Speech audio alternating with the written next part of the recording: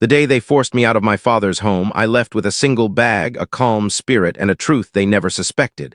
They believed I was penniless, powerless, without a destination. But what they didn't realize was that I had been the one keeping their world intact all along. I covered their rent. I ensured the electricity stayed on. I quietly paid for my stepsister's education while they labeled me useless.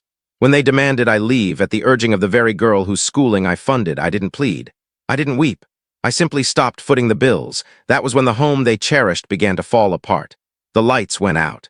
The school reached out. Their web of deception unraveled. And me? I didn't just endure, I built a new life without them. This isn't a tale of vengeance, it's a story of reality. Of what happens when the person you underestimate is the one holding everything together. They thought I was nothing, but I was the tempest they never anticipated. My name is Alina. I'm 24, and this is the story of how I lost my home and discovered my strength. It all began the day we laid my father to rest. The sky was overcast, the air chilly, and the silence oppressive. My father was the only one in that house who truly loved me. He raised me alone after my mother passed when I was an infant. Later, he married Clara, my stepmother, who brought her daughter, Mia, into our lives. At first, things were manageable, but after Dad's death, everything shifted. The day after his funeral, Clara barely acknowledged me. She sat at the dining table, sipping tea as if nothing had changed. Mia was glued to her phone, acting indifferent. I was the one handling everything. I cleaned, cooked, and managed the household expenses, secretly funding it all with 2 jobs. My father left a small inheritance, but it was gone quickly.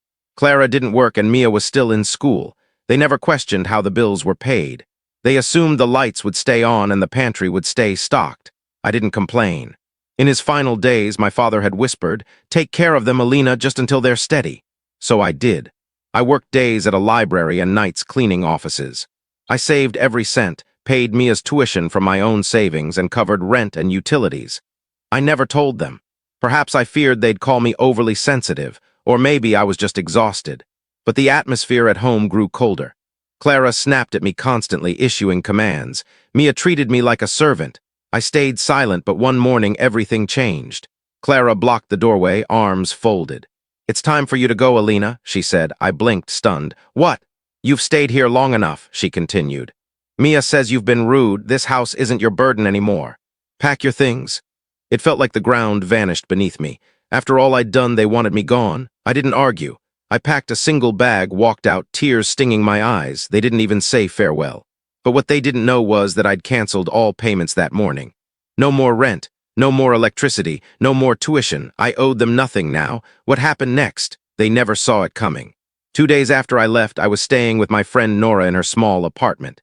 It was modest, 1 bedroom, 1 bathroom, a pull-out sofa, but it was serene. No shouting, no icy stares, no tiptoeing, just peace, warmth, safety. The first night I slept for 10 hours straight, the deepest rest I'd had in months. The next morning, Nora made waffles, and as we ate, I checked my phone. That's when I saw it. Mia had posted online, "No internet, no electricity. Are we living in the dark ages?" I laughed out loud. It had started. Before leaving, I'd logged into my accounts and disabled every automatic payment, rent, utilities, water, even Mia's tuition. Everything was in my name, not Clara's. They hadn't paid a cent. Now their world was crumbling, and they had no idea why. On the second day, my phone rang. It was Clara. I let it go to voicemail. She didn't leave a message. Later, the school called. I answered. "Hello, this is Miss Carter from Westview Academy. We're calling about Mia's unpaid tuition. The usual card was declined." I stayed silent. "She won't be allowed to attend classes next week without payment," she added softly. "Is someone else handling her account now?" I took a breath. "I've moved out," I said. "I'm no longer paying for anything." There was a pause. "I see. Thank you for letting us know," she replied. After hanging up, I stared at the wall. I should have felt remorse, but I didn't. The next few days were quiet. No calls, no messages, just calm. Then Nora showed me something infuriating. She was browsing social media and said, "Alina, look at this." It was a post from Clara, a long, dishonest rant. "My daughter and I are struggling. After my husband's death, someone we trusted deserted us, leaving us in debt. Our power's out. The school's harassing us. If anyone can help with donations, please reach out." Comments poured in. "So sorry, Clara. You're so brave. How could someone do that?" My stomach churned. They dared to paint me as the betrayer. No one knew I'd been the one keeping their lives afloat. working myself to exhaustion to pay for their food and Mia's education. I'd never asked for gratitude, just decency. I wanted to post evidence, bank statements, tuition receipts, but I held back. Not yet, let them dig deeper. That night, Nora and I ate takeout on her couch. "You okay?" she asked. I nodded. "I'm thinking of starting over. I've been pouring everything into people who don't care. What if I built something for myself?" She grinned. "That's the Alina I know." I opened my laptop and registered a business name.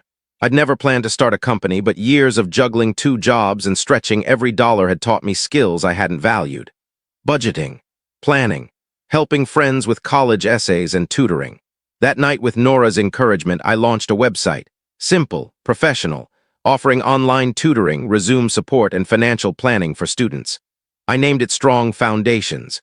Within 3 days, I had my first client. By week's end, I had 6. The money was nice, but the respect was better. Clients paid promptly, thanked me, left glowing reviews. I felt valued, not exploited. Meanwhile, Clara's lies were unraveling. Someone online asked, "Didn't Alina pay Mia's tuition? I thought she worked full-time." Others chimed in. "Wasn't the electric bill in her name?" Clara started deleting comments, but the damage was done. I decided it was time. I posted a simple, honest message. After my father's passing, I quietly supported the household, working 2 jobs to pay every bill, including my stepsister's tuition. Last week, I was asked to leave. I've since stopped covering their expenses. I wish them well, but I can't carry the burden alone. Thank you. I included redacted screenshots, proof, not drama. Then I put my phone down and slept. The next morning, I woke to over 100 comments. Most were supportive. Some were outraged at Clara. A few came from old acquaintances, apologizing for misjudging me. The best part, a message from the school board thanking me for clarifying. Clara had threatened to sue them, claiming they'd embarrassed Mia. Now they had evidence of who paid and who didn't. Nora hugged me and said, "You didn't just clear your name. You tore their lies apart." By week's end, Clara and Mia's world was collapsing, not because of me, but because of the truth. It spread through our town like wildfire. People who once offered them sympathy now turned away. No more donations, no more crocodile tears. I heard through Nora's cousin, a bank teller, that Clara's account was flagged for overdrafts after unpaid rent and loans. She'd maxed out her credit trying to maintain appearances. Then the landlord posted an eviction notice on their door. Mia posted a tearful selfie online pleading for help. "We're being evicted and we're innocent." But this time, no one bought it. Then came a surprise. My aunt, my father's sister, contacted me. We weren't close, distance kept us apart, but she called and said, "Alina, I didn't know what you were facing. Your father would be so proud.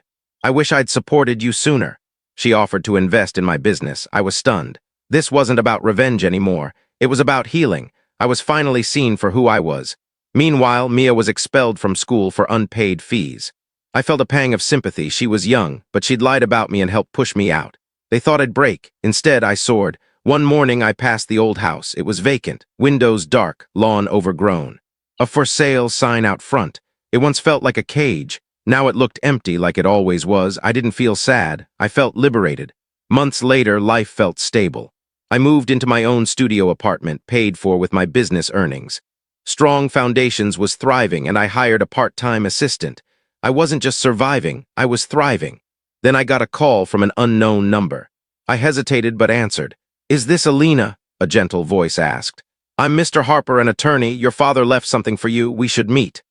The next day, in an office lined with books, he handed me an envelope. "Your father instructed this be given to you only if you left to start anew." Inside was a letter in Dad's handwriting. "My dear Alina, if you're reading this, you've chosen yourself. I'm so proud. You've always given more than you had, loved more than you got. Here's a trust fund, not much, but enough to begin on your terms. You're stronger than you know. Love, Dad." Tears fell as I clutched the letter.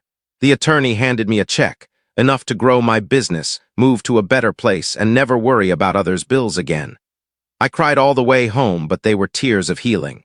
In the months that followed, I expanded my business, launched a professional website, and started free budgeting workshops for foster youth. My name appeared in local news, community boards, even schools. At a youth event, a girl asked, "How did you get so strong?" I smiled and said, "I lived in a house where I was unseen, and I swore I'd never fade again." Clara and Mia, they moved away. I heard Clara was renting out a room online, still begging for handouts. But people knew the truth now. They'd burned every bridge, including the one I'd built for them. I framed Dad's letter and hung it in my home office, next to my company's nameplate. Strong foundations built from nothing. And every time I see it, I remember. They tried to shatter me, but I became untouchable.